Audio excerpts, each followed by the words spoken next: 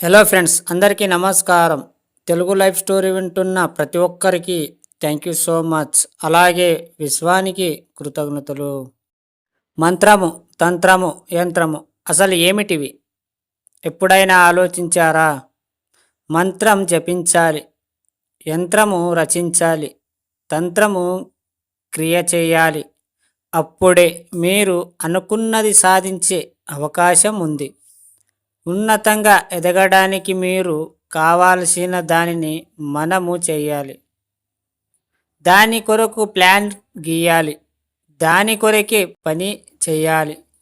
అది దైవికము, ఇది మీ జీవితం.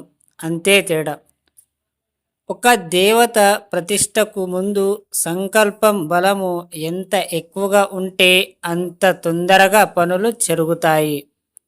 మీ జీవితంలో సంపద పరులు కావాలనుకున్నప్పుడు మీకు ఎలాంటి సంకల్పము అవసరం? మీరు చెయ్యాలనుకున్న పనిని అడ్డదిడ్డంగా చేసినప్పుడు దాని రూపురేఖలు లేకుండా పోయి జీవితంలో ఇబ్బందులు ఎదుర్కొంటారు. అందుకే శుభ్రంగా ఒక పేపర్ పైన మీరు ఒక చక్కని మీ జీవితానికి రూపం ఇవ్వండి. ఆ తర్వాత దాని కొరకై నిరంతరము పని క్రియ తంత్రము చెయ్యండి. మీ జీవితము కూడా అందమైన మందిరము. అందులో చక్కని విగ్రహం పూజలందుకుంటున్నారు మీరు. సమాజంలో మన్ననలు అందుకోండి. దీనికంతా మీరు ముందుగా చేయాల్సింది కేవలం మీ జీవితాన్ని గొప్పగా కలలు కనటమే. Be in your dreams. APJ Abdul Kalam కలలు కనండి, వాటిని సకారం చేసుకోండి. అంత గొప్ప వ్యక్తి తన అనుభవంతో చెప్పిన మాటలు ఇవి. ఖచ్చితంగా అంత గొప్ప వ్యక్తి అనుభవంతో చెప్పిన మాటలు ఇవి.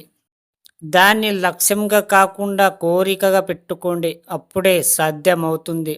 లక్ష్యం ఎప్పుడు ఫెయిల్ అవుతుంది. మీరు ఏదైనా చేయాలనుకుంటే దాన్ని వెనకాల ప్రయత్నం చేయాలి. ప్రయత్నం చేసినప్పుడే అవి జరుగుతాయి. కేవలం మీరు కలలు కనుక్కుంటూ కూర్చుంటే ఏది కాదు. కలలు గంటూనే మనము దాని వెనకాల ఒక పని చేయాలి. అప్పుడే మీకు సక్సెస్ అనేది వస్తుంది. అర్థమైందా ఫ్రెండ్స్? ఈ స్టోరీ విన్న ప్రతి ఒక్కరికి థ్యాంక్ యూ సో మచ్. అలాగే విశ్వానికి కృతజ్ఞతలు.